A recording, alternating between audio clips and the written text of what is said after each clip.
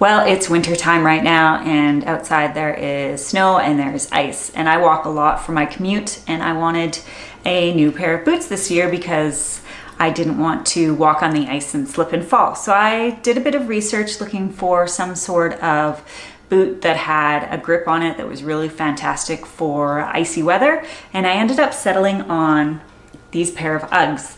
And these pair of Uggs actually have a special grip on the bottom that makes them better for icy days. And you can see I've been wearing them for the last couple of weeks, and you can see maybe on camera you can see the all the little gravel in it. That's because I've been wearing them every single day since I got them. You can see the part of the grip that's a darker black, and it has the blue flecks, and that is all the Vibram ice grip, and the rest of it is just a regular some type of rubber.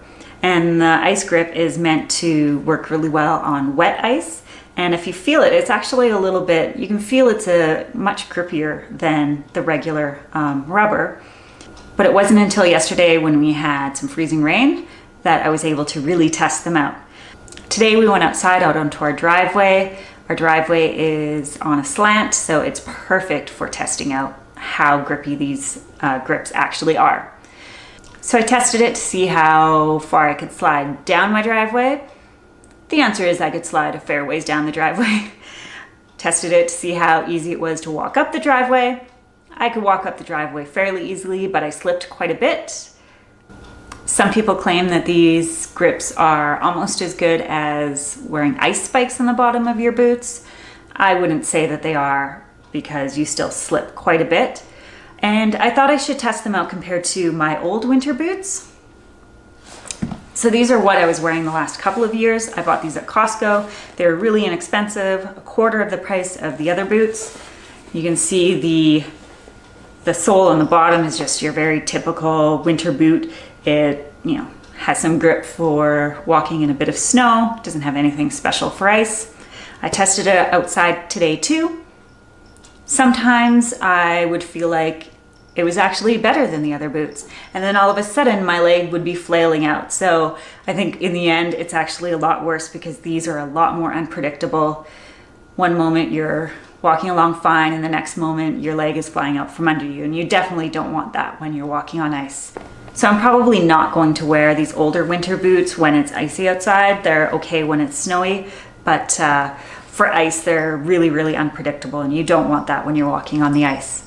So I thought I should also compare it to a pair of the slide-on ice spikes, and I just picked these up, and they look like this when you buy them. I bought these at Costco. I think they were $10 or $15 for the pair. So really not very expensive. They're easy to carry around in your backpack when you're out and about. And I just put them onto a pair of summer shoes and went outside to test it out.